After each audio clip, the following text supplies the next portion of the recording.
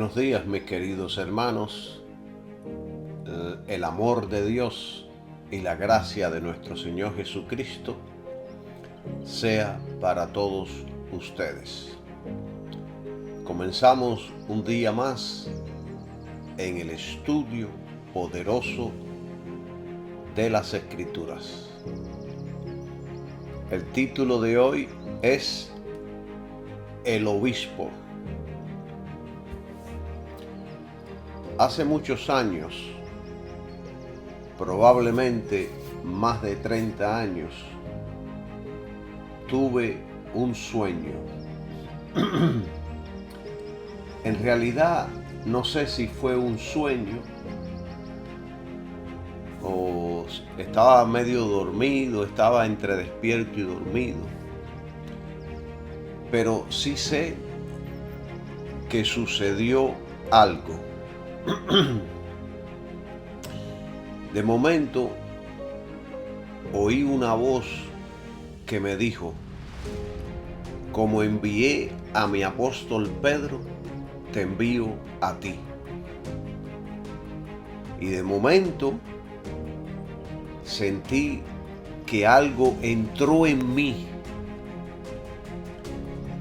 algo que me impactó tanto que di un salto en la cama y desperté totalmente.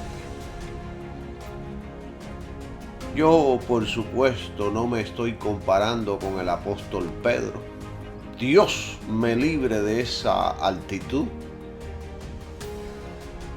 Dios me libre de tal actitud. No me estoy comparando, no me estoy ni asemejando a Él. Solo estoy contando una experiencia que tuve. Yo al apóstol Pedro no le llego ni a los zapatos. Como dijo Juan el Bautista de Jesús, no soy digno ni de desatar el calzado de sus pies. Yo no me puedo comparar a ninguno de estos hombres, porque en realidad yo no llego a tal estatura. Es lo que yo creo de mí. Una cosa, yo sí sé, porque lo leí en su palabra, que Dios no hace acepción de personas, sino que en toda nación se agrada del que le teme y hace justicia. Tanto Pedro como yo creemos en lo mismo, en el Señor Jesucristo, el Hijo del Dios viviente. Tanto Pedro como yo tenemos una fe común. Creemos en el Señor Jesucristo. Creemos en el sacrificio que Él realizó en la cruz. Alabado sea su nombre. Desde ese día, todo cambió para mí. Empecé a desarrollar pasión por Cristo, por su palabra y por su doctrina. Ningún hombre me envió, ninguna iglesia, ningún ministro.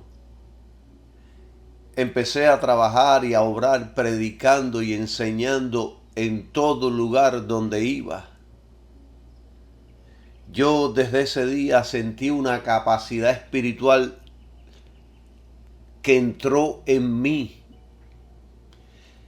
Y desde ese día he predicado en las cárceles, en centros de ancianos, en parques, de casa en casa, en la iglesia, en mi casa, en mi trabajo, en la radio. Tuve un programa de la radio de 12 de la mañana a 1 de la mañana, en la madrugada.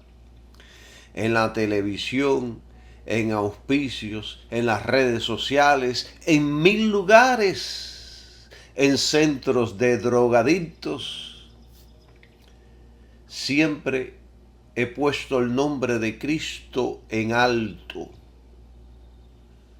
No solo en palabras y enseñanzas, sino en un estilo de vida que honre a Cristo y que no dé de hablar como de hipócrita y mentiroso. Yo aquí no estoy hablando de mi capacidad, de mi pasión y de mi fuerza, sino de lo que Cristo puede hacer a través de un hombre o una mujer que se entrega a Él con todo el corazón.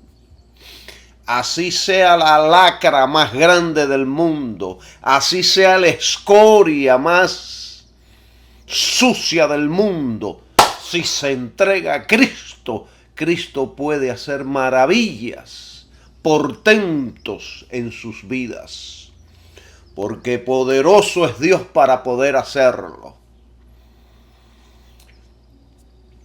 Desde que acepté a Cristo, la gracia de Dios, el favor de Dios, el poder de Dios ha estado obrando en mí.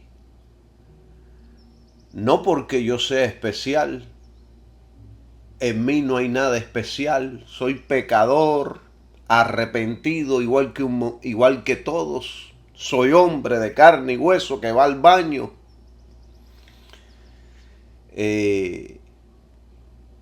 Pero una cosa sí les puedo decir, que sin Cristo me ahogo, sin Él no sé qué hacer.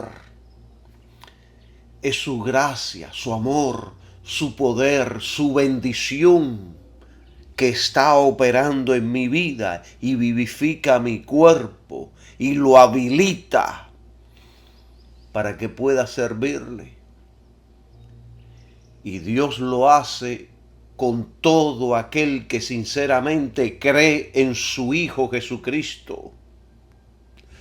Hoy día me considero un ministro de Cristo para presentar a Jesucristo, para edificar su iglesia y para decirle al mundo que está muerto en delitos y pecados, que necesita la salvación, que sin Cristo en el corazón no hay esperanza para nadie. Para eso el Señor Jesucristo me ha levantado y me ha capacitado y me ha dado dones para anunciar a su Hijo Jesucristo con doctrina, con esperanza, con fe. Alabado sea su nombre. Y en el estudio de hoy voy a hablar de los ministros. La vida de uno que ha sido llamado es especial. La palabra obispo que encontramos en la Biblia, le titulé obispo porque se encuentra esta palabra en la Biblia. Esta palabra proviene del griego que significa supervisor, vigilante o encargado. Y en el contexto del Nuevo Testamento se refiere a un líder espiritual encargado de cuidar, enseñar y de guiar a la iglesia local. Y muchas veces a la iglesia universal. Todo depende del llamado de Dios para esa persona. Un obispo es un esclavo de Cristo para cumplir su llamado de supervisor, vigilante, encargado, cuidador de la iglesia, cuidador de la doctrina de Cristo y del glorioso evangelio de nuestro gran Dios y Salvador Jesucristo. Es un buen administrador de la multigracia de nuestro Señor Jesucristo. El obispo, cuando digo obispo, estoy incluyendo a todos los ministerios. Estoy incluyendo al evangelista, al pastor, al profeta, al maestro. Estoy incluyendo todos los ministerios. El obispo y todo creyente tiene que imitar la vida de Cristo, no la vida del mundo, no la vida de los empresarios, no la vida de los políticos o la de los deportistas, sino la vida de Cristo. Si no es así, no ha sido enviado por Cristo. Si su vida como creyente no desemboca en la imagen de Cristo, usted no es de Cristo. Hay un refrán que dice: hijo de gato caza ratón. Significa que los hijos suelen imitar o tener las mismas características que sus padres, tanto en lo bueno como en lo malo. Y así es el creyente. El creyente es un imitador de Cristo. Primera de Corintios, capítulo 11, en el versículo número 1, dice así, de esta manera, el apóstol Pablo hablándole a la iglesia de los Corintios: sed seguidores de mí, así como yo de Cristo. En otras traducciones dice: sed imitadores de mí, así como yo de Cristo. Y fíjense en el poder de esta palabra.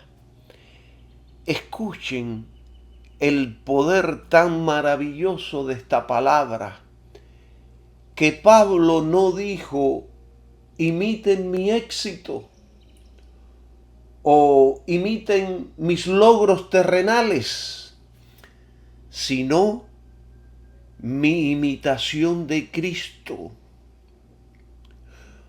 Hoy muchos imitan el modelo empresarial, político o deportivo, pero muy pocos el modelo de Jesús. Muy pocos el modelo de Jesús. Si un creyente, un obispo, un ministro, aquí estoy enfocándome en los ministros, pero esto tiene que hacerse una realidad en todos. Si un creyente no es una copia de Cristo, no ha sido enviado por Cristo. Y esto que estoy diciendo es doctrinalmente correcto y necesario, especialmente en estos tiempos donde cualquiera se autoproclama enviado, pero niega a Cristo con su conducta. El libro de Tito, capítulo 1, versículo 16, Pablo escribió: profesan conocer a Dios, pero con los hechos lo niegan, siendo abominables y rebeldes, reprobados en cuanto a toda buena obra. Juan capítulo 20, versículo 21, como el Padre me envió, así también yo os envío. El que no imita al Cristo enviado no puede ser un enviado verdadero. Si su vida como creyente no desemboca en la imagen de Cristo, usted no es de Cristo. Esto es esencial para desenmascarar a los falsos creyentes y ministros. Si usted dice que está en Cristo y su vida no se desemboca en la imagen de Cristo, usted no es de Cristo. Y lo que estoy enseñando, lo estoy enseñando con seriedad y con fundamento en las Escrituras. Yo no estoy hablando por hablar ni diciendo cosas por decir. Me estoy apoyando en el texto bíblico, que es la única autoridad de nosotros los ministros. Allá en Romanos 8:29 confirma esto que estoy enseñando. Allí dice: a los que antes conoció, los predestinó. Y hago una pregunta: ¿para qué los predestinó?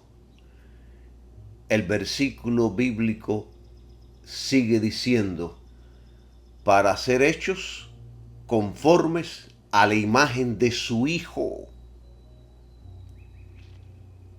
Poderoso Señor.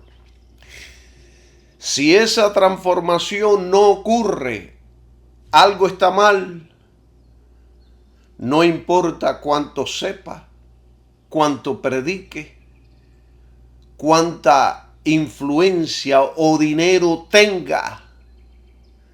Si su carácter, su andar y su corazón no se asemejan al de Cristo, es solo un imitador del mundo con una máscara religiosa. Así como les estoy enseñando. Primera de Timoteo, capítulo 3, versículo 2, dice: pero es necesario que el obispo sea irreprensible. Cuando yo estaba leyendo esto, empecé a meditar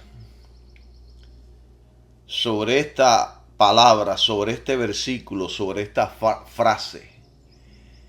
Y de momento me entró como un cierto sueño y me acosté en un sofá, cerré los ojos y empecé ahí en mi mente a meditar y a pensar en estas cosas que estaba leyendo. Y llegué al punto de concentrarme en la palabra irreprensible.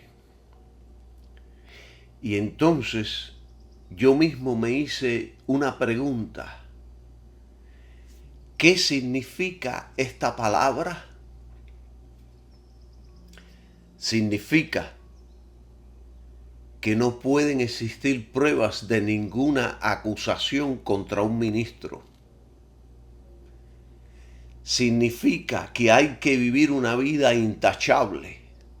Significa que no da motivo de escándalo o reproche público. Y significa que no ofrece mancha al testimonio del Evangelio. Un obispo, dice la Escritura, tiene que ser irreprensible. Yo he escuchado a ministros justificando sus pecados desde el púlpito. Dicen frases como: todos somos pecadores, todos pecamos, todos tenemos debilidades. Pero querido pastor, nunca justifique pecados. Sea sincero y diga: fallé, metí las patas, necesito crecer. Cristo, ayúdame a crecer, pero no justifique pecados públicamente, porque eso es peor. Una herida no se tapa, una herida se trata, se cura. Ni usted ni yo somos ejemplos para esconder una herida, sino para tratarla. El verdadero ejemplo es el que admite que necesita ayuda, se limpia la herida y se deja sanar. Así es el ministro.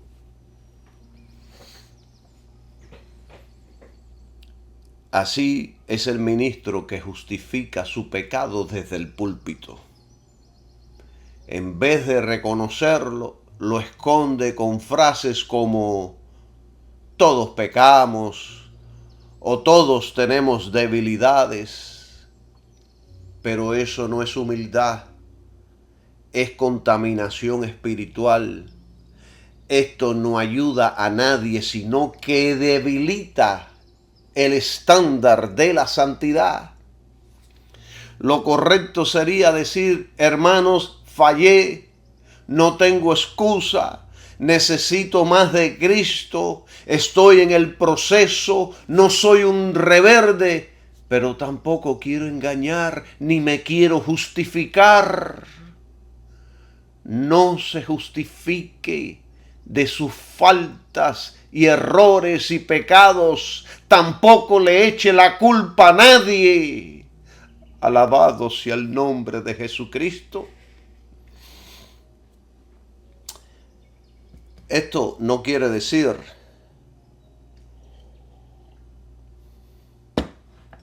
o esto no significa perfección sin pecado, ya que nadie es perfecto, pero sí significa un nivel de madurez, integridad y carácter intachable. El obispo o es pastor debe vivir de tal forma que no cause tropiezo, duda o vergüenza al nombre de Cristo.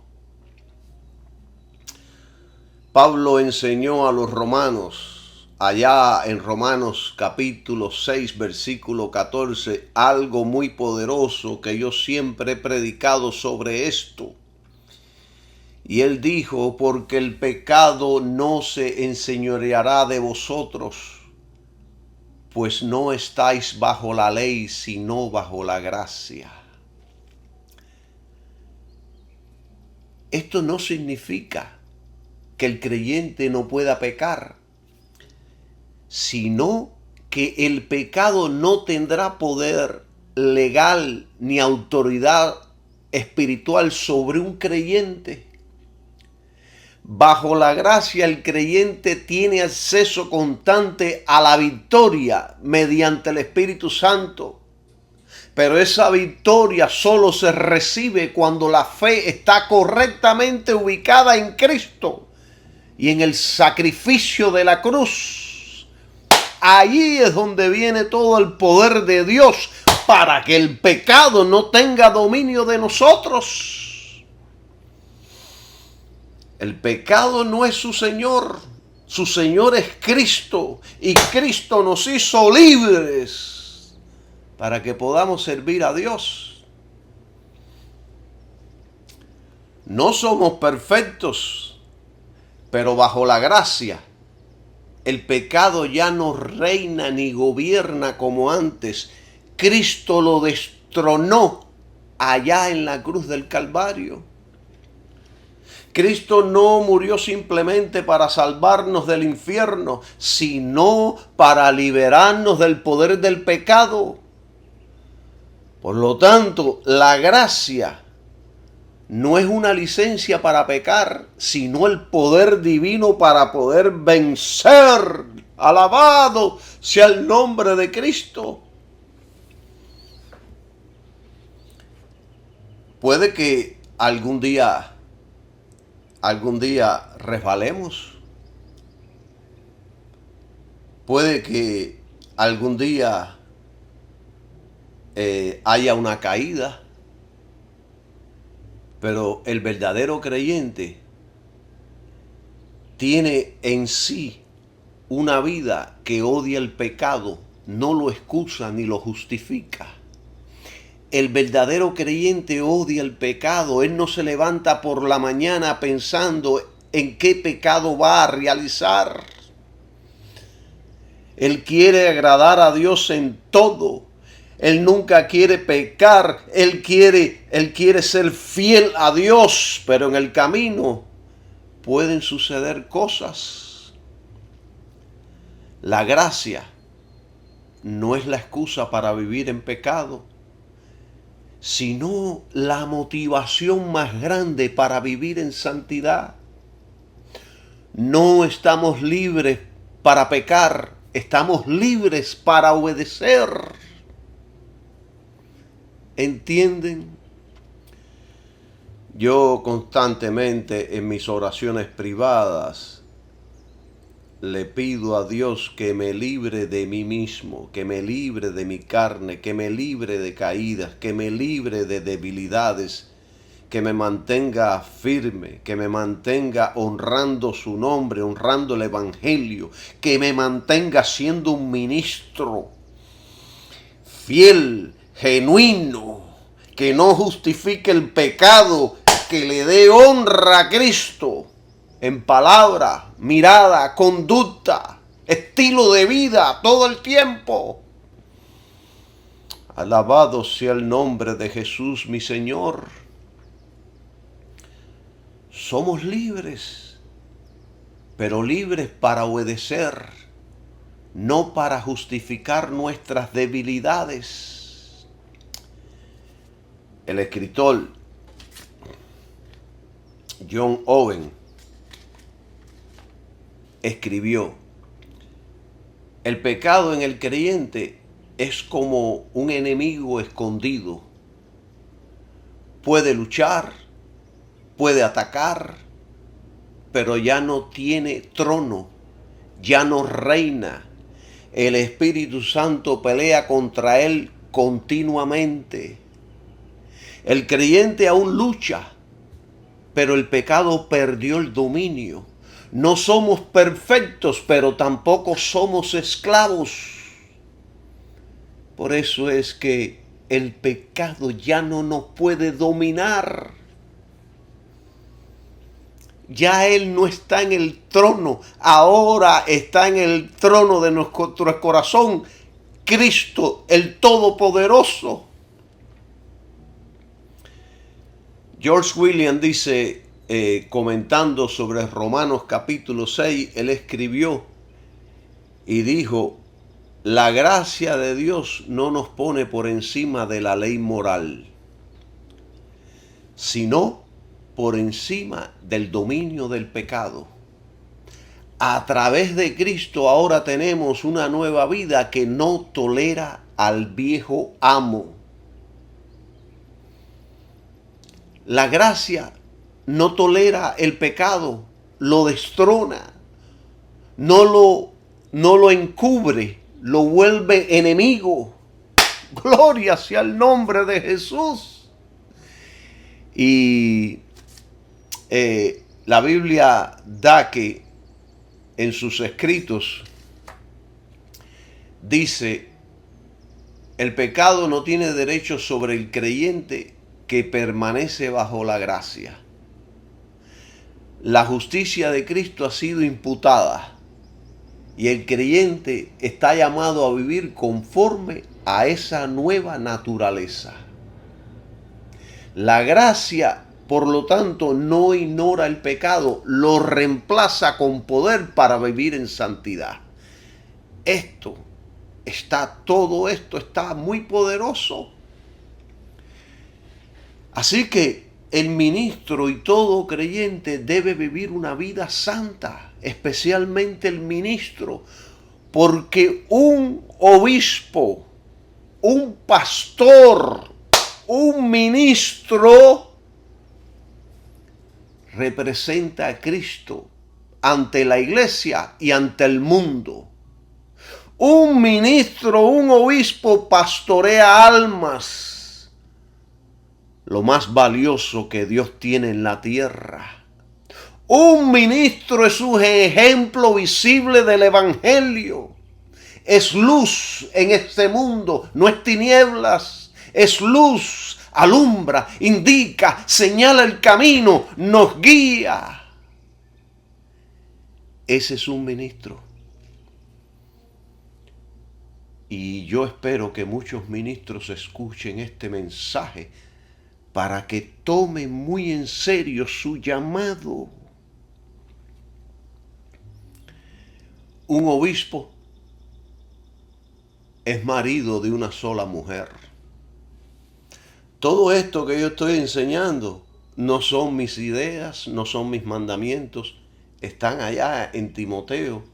Pablo le escribió a Timoteo y le dijo y le enseñó cómo son todas las cosas. Hace muchos años atrás, yo calculo que hace unos 20 años atrás, yo conocí un apóstol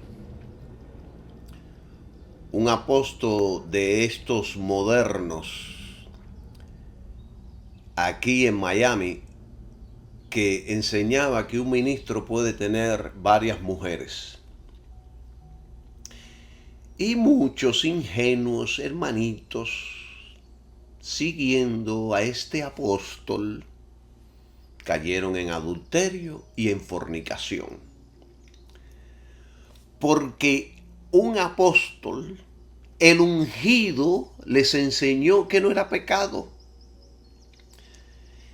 Porque esta doctrina le agrada a la carne. Y si los cristianos están chuletones, pues van a recibir esta doctrina con mucha alegría. Pero yo, como ministro del Señor, como un enviado de Cristo, les quiero enseñar y decir a todos que esta doctrina es doctrina de demonios.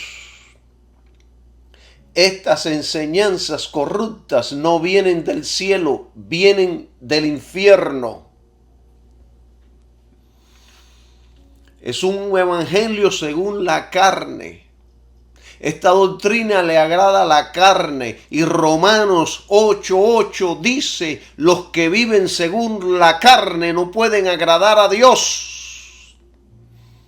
Tenga cuidado a quien usted está escuchando, porque puede estar preparándole el camino directo al infierno.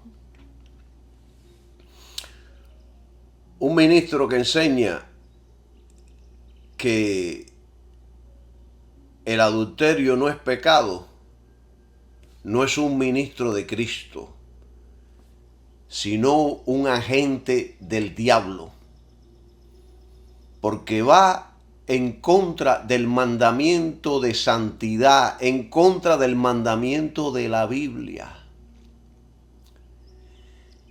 Efesios capítulo 5, versículo 3 dice,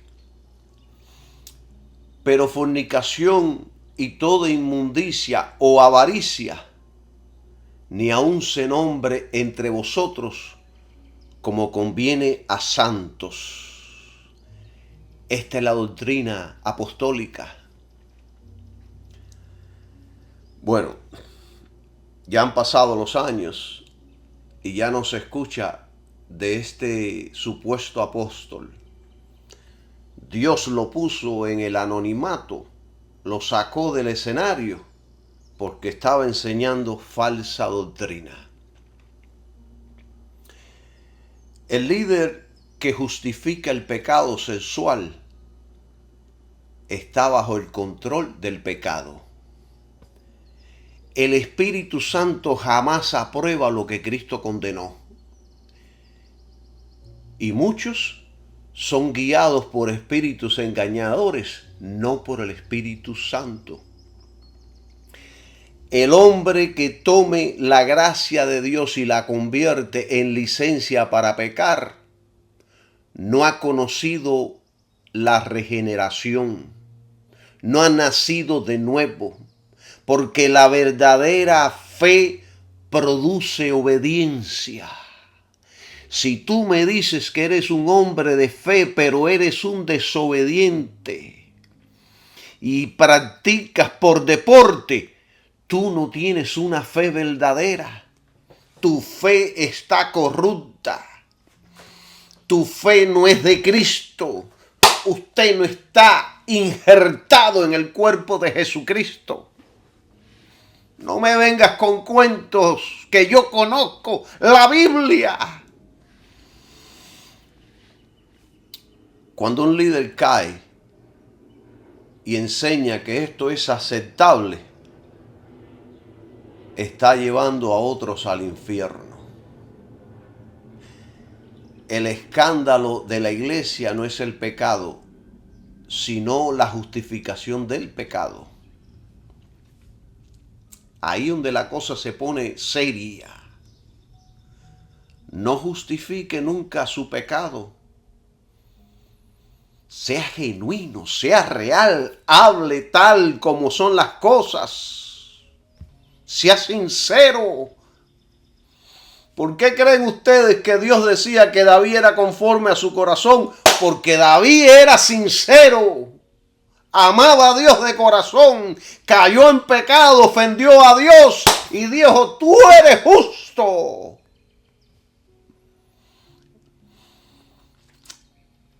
¿Entienden? John Owen dijo, un pastor que alimenta la carne de sus ovejas, en lugar de matar el pecado, es un lobo vestido de pastor.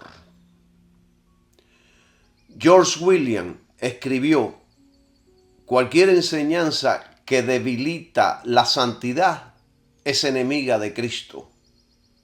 El Espíritu Santo no tolera el pecado, lo confronta. La Biblia Dake en sus notas dice, Dios nunca ha aprobado el adulterio ni la poligamia en el liderazgo del nuevo pacto. Es una perversión doctrinal afirmar lo contrario. Hermano, escuche con atención. Cuando un apóstol enseña que la carne tiene libertad, es porque nunca fue crucificado con Cristo. Y los que le siguen, si no se arrepienten, serán culpables del mismo pecado y del mismo engaño. Un ministro debe ser sobrio. Déjenme rectificar lo que acabo de decir. Un ministro un ministro tiene que ser sobrio, prudente y decoroso. ¿Qué significa sobrio? Una persona sobria no es impulsiva ni exagerada. Actúa con sensatez, autocontrol y prudencia. Un ministro no es un loco, no es un estúpido.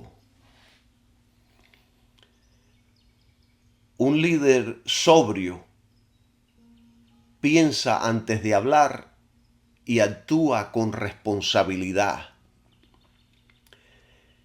También esto se aplica a su estilo de vida, la forma como viste,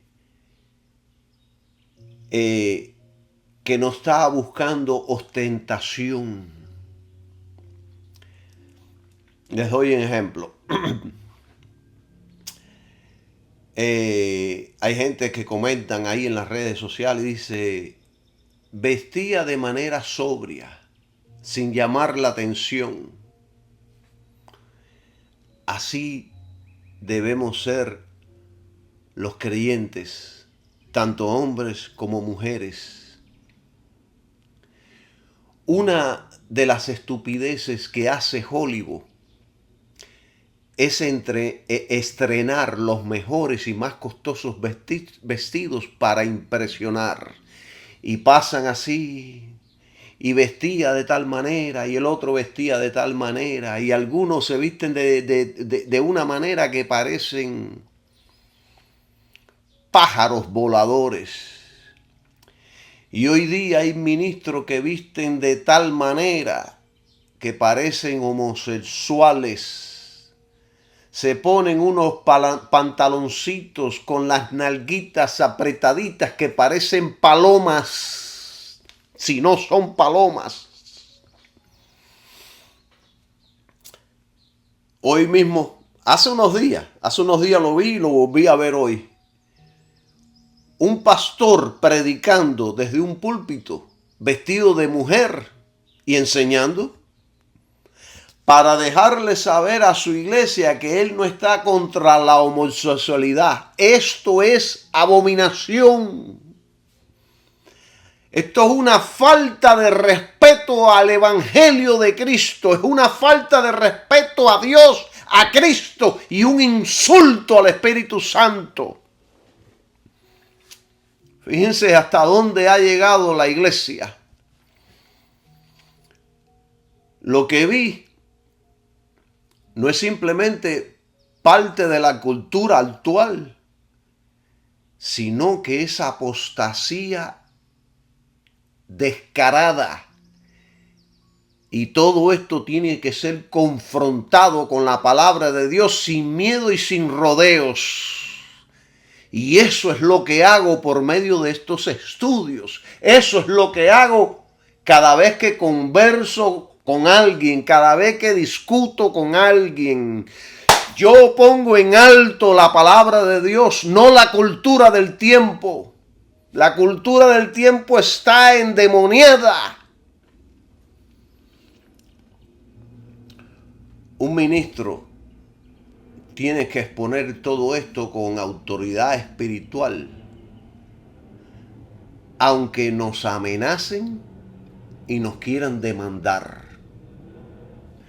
Porque esto deshonra a Cristo, desprecia la palabra de Dios, ofende al Espíritu Santo, contamina al rebaño y justifica y aprueba que Cristo y justifica el pecado que Cristo vino a destruir. Es como decirle a la congregación, no está mal. La ley, allá en Deuteronomio 22:5, dijo ya desde hace miles de años que la mujer no vestirá traje de hombre, ni el hombre vestirá ropa de mujer. ¿Por qué? Porque es abominación a Jehová tu Dios cualquiera que hace esto. Está escrito. Está escrito. Hay alguien que dijo, un ministro dijo, que el afeminamiento no es identidad, es pecado. El Espíritu Santo nunca convierte a un hombre en lo contrario a lo que Dios creó. Esto es una obra de demonios disfrazada. Hay otro que dijo en cierto lugar, la iglesia que se adapta al mundo deja de ser iglesia de Cristo.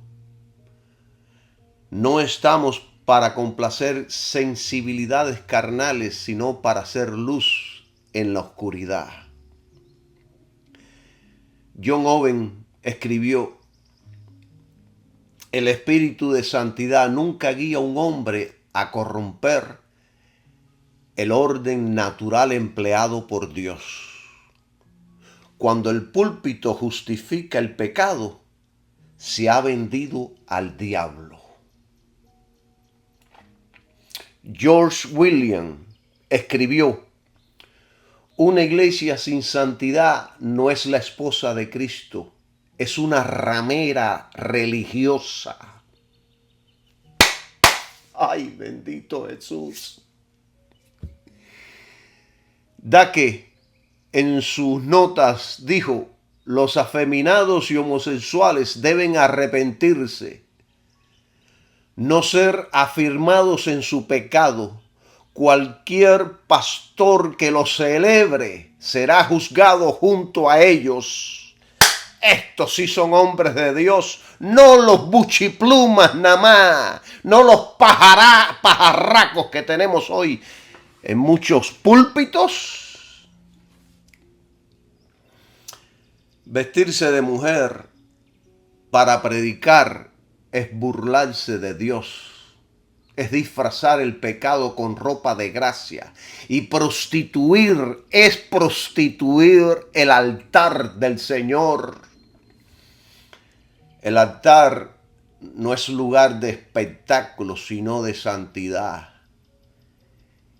Y yo digo como Pablo, ojalá se mutilasen todos estos que os perturban. Ojalá se mutilasen. Gloria sea el nombre del Señor Jesús. Iglesia, despierta. Deja de ser estúpida. Hoy en día muchos confunden amor con aprobación.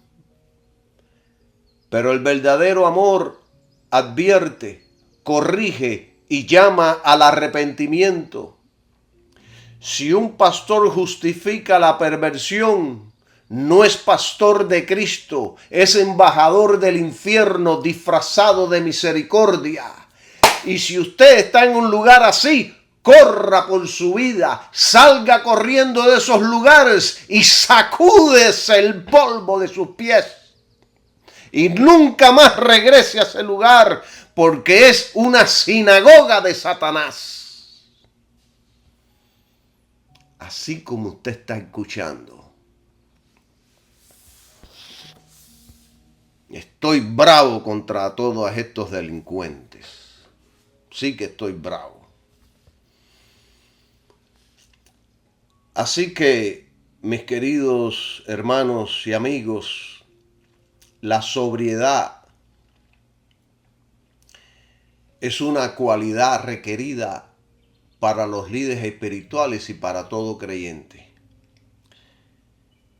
ya que implica estar alerta, es tener dominio propio, sin dejarse llevar por pasiones, emociones desordenadas ni doctrinas extrañas.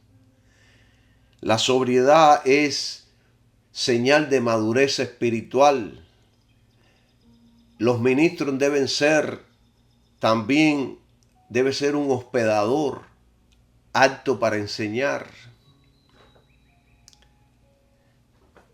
Miren, quiero hablar sobre esta palabra que mencioné. Hospedador. Esto es importante que toque este punto porque hay mucha gente en la iglesia que son muy ingenuos y meten en sus casas a cualquiera. ¿Qué significa ser hospedador? Un obispo o cualquier creyente hospedador es alguien que practica la hospitalidad cristiana. Es decir, que abre su casa, su mesa y su corazón para recibir y atender a otros con generosidad y amor, especialmente a hermanos en la fe, siervos del Señor, a necesitados y forasteros. Y miren, hermanos, yo tengo que ser balanceado en todo esto que estoy enseñando, especialmente en esto, porque vivimos en tiempos muy diferentes. Hoy día ser hospedador puede ser peligroso. Y entonces tenemos que tener en estos asuntos el discernimiento del Espíritu Santo. Ser guiados en lo que nos enseña el Espíritu Santo en todas estas cosas. Sin embargo, ser hospedador, aunque estamos viviendo días peligrosos, sigue vigente, aunque debe ejercerse con discernimiento espiritual y mucha prudencia. Yo les digo, y creo que tengo el permiso del Espíritu Santo para decirlo, no le abran la puerta a todo el mundo. No meta en su casa a todo el mundo, especialmente si usted tiene mujer y niños. Ser hospedador no significa abrir la puerta a cualquiera, sino tener un corazón dispuesto a servir, pero con la sabiduría que los tiempos requieren. La hospitalidad bíblica no es ingenuidad, no es ser estúpido, menso, sino amor con discernimiento. Hay gente que ha llevado a desamparados a su casa para que se bañen, se vistan y coman. En una ocasión, por poco yo lo hago, pero se me prendió el discernimiento y no lo hice. Lo mejor que se puede hacer es alquile un hotel o un motel por varias horas para que se bañe, se viste y coma, pero no lo meta en su casa. En ocasiones regresan cuando usted no está y le roban todo en su casa. Ahora bien, si es un cristiano con testimonio, es otra cosa. Pero siempre sea cuidadoso. La Biblia dice allá en Hebreos que no nos olvidemos de la hospitalidad, porque algunos sin saberlo han hospedado ángeles. Entonces, ¿cómo yo puedo balancear todo esto de acuerdo a nuestros tiempos y de acuerdo a la dirección y el entendimiento que el Espíritu Santo me da? Este versículo no significa que debemos abrir la puerta a cualquiera sin discernimiento. La hospitalidad bíblica siempre está acompañada de sabiduría, oración y dirección del Espíritu Santo. Como por ejemplo, Abraham.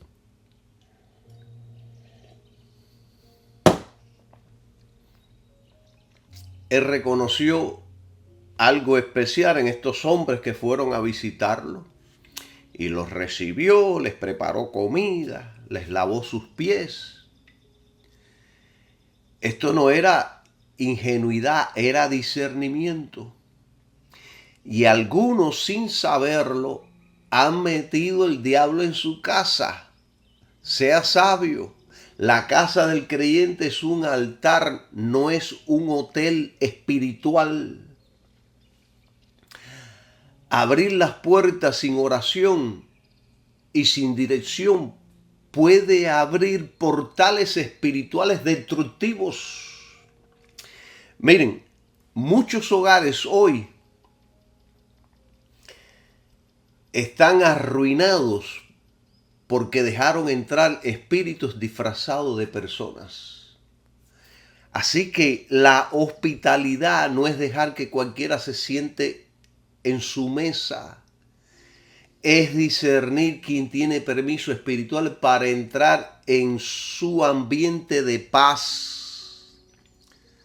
Satanás tiene muchos agentes que aparentan piedad, pero son lobos disfrazados. El hogar cristiano debe ser una fortaleza protegida y vigilada, no una casa abierta a cualquiera que invoque el nombre de Cristo con falsedad, porque los hay muchos.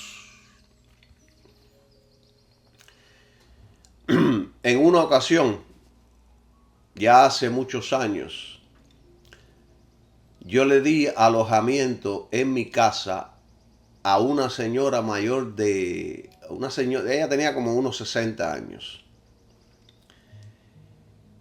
A los 6 meses tuve que echarla porque ya quería gobernar la casa. Y yo creo que es mejor arrepentirse de haber sacado a alguien a tiempo que lamentar haber dejado entrar al diablo por compasión. Muchos creyentes han perdido la paz, el orden y la bendición de su hogar por haber hospedado al enemigo con rostro de oveja. Tenga cuidado, hermanos. Tenga cuidado, sea hospitalario, sí. Y hoy podemos practicar la hospitalidad, invitando a comer a un hermano en necesidad. Yo he invitado a un montón de hermanos a comer. Los he invitado a restaurantes y los he invitado a mi casa.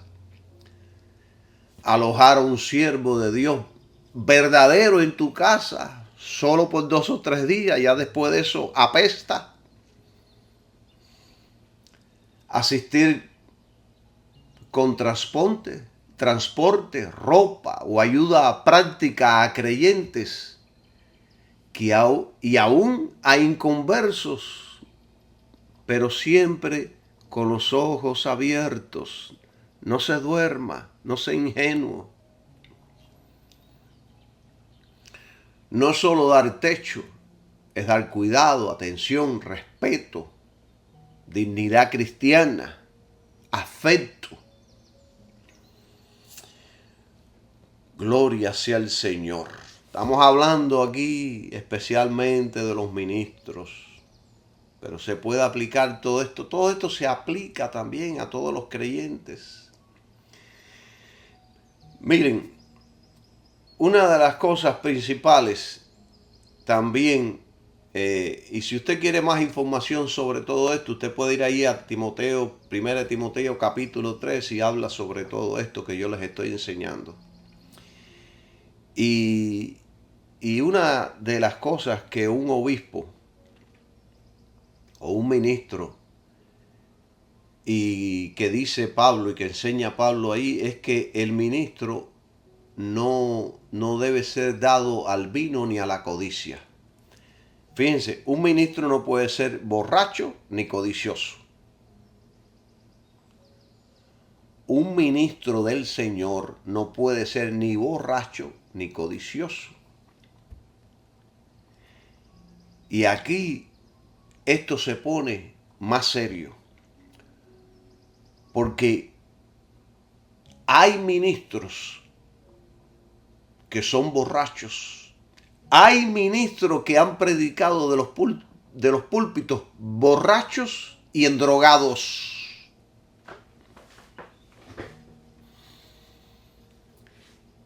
Están siendo dominados por el alcohol. Un pastor borracho no califica bíblicamente para el ministerio. Su presencia en el púlpito mancha el nombre de Cristo, confunde a los creyentes y demuestra que no está siendo gobernado por el Espíritu Santo, sino por la carne. Yo en una ocasión prediqué un mensaje de que un ministro no puede ser gordo. Y después de un tiempo yo empecé a engordar y dije, tengo que ponerme a dieta, tengo que bajar de peso porque yo predico contra esto y esta es mi posición. Un ministro no puede ser gordo porque ¿qué es lo que un ministro gordo, qué es lo que está predicando de un púlpito? Está predicando que no tiene fuerza de voluntad, que es un irresponsable, que no tiene dominio sobre sí mismo. Eso es lo que predica. Y tú lo ves ahí con una panza, con 400 libras y predicando desde un púlpito enseñando. No, yo no puedo escuchar a un ministro gordo. Quizás te he pasado unas libritas, pero un gordo de gordo no me inspira confianza. El ministro tiene que llevar una vida especial, hermanos. Tiene que ser especial. Un pastor borracho no califica bíblicamente para el ministerio. Está manchando el nombre de Cristo. No está siendo gobernado por el Espíritu Santo, sino por la carne. Debe arrepentirse, ser restaurado, si es posible, o dejar el ministerio si no hay un verdadero arrepentimiento. ¿Entienden? Miren, yo estaba leyendo los otros días sobre el evangelista A. Allen, un americano él que de los años 1970 fue poderoso en milagros increíbles. Él murió el 11 de junio de 1970 a los 59 años en un hotel en San Francisco, California. Y su muerte fue muy trágica y a la vez muy controversial, especialmente por el legado espiritual que dejó y las circunstancias en las que se halló su cuerpo. Cuando lo encontraron muerto allí en el hotel, fue en su habitación. El hotel se llamaba Jack Tar. Después, en el informe forense, se encontró escrito que murió por intoxicación aguda de alcoholismo. Él era un ministro alcohólico y en su cuerpo se encontraron niveles letales de alcohol atílico, una mezcla ahí rara del alcohol. Y esto lo sabían sus más allegados, sus compañeros de evangelización sabían de que él tenía este problema, era un alcohólico, predicaba con los efectos del alcohol. Y este hombre murió a los 59 años. Hubo tremendos escándalos financieros y acusaciones de desorden personal en su ministerio. Y algunos profetas dicen que su vida privada no concordaba con el mensaje que predicaba y que su caída fue resultado de no rendir áreas ocultas al Señor. No se arrepintió, no se apartó y el Señor decidió cortarlo. Trajo mucha deshonra y descrédito a los caminos del Señor. Y Dios lo usó muy poderosamente.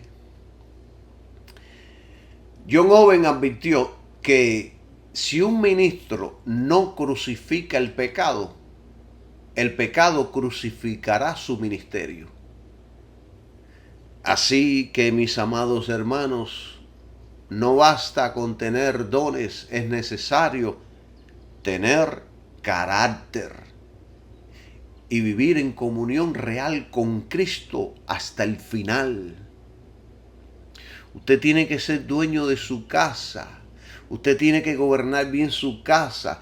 ¿Qué significa ser dueño de su casa en el sentido bíblico? Esto no se refiere a tener una escritura de propiedad, sino a ejercer autoridad, responsabilidad y buen testimonio como líder espiritual dentro del hogar. En otras palabras, significa que gobierna con justicia y amor todas las cosas, su casa, su persona, su esposa, su familia, su negocio, su vida, su iglesia. Gloria sea el nombre de Jesús. Finalizo este estudio con esta última declaración. Que usted, ministro, tiene que gobernar correctamente como lo hizo Jesucristo. Sea un imitador de Jesucristo en todo, en palabra, conducta, fe, pasión, sinceridad. Fíjense que si Cristo era sincero en su fe, que aun cuando se sintió triste, dijo, mi alma está muy triste hasta la muerte. No justifique el pecado, sea sincero con Dios y con el pueblo de Dios.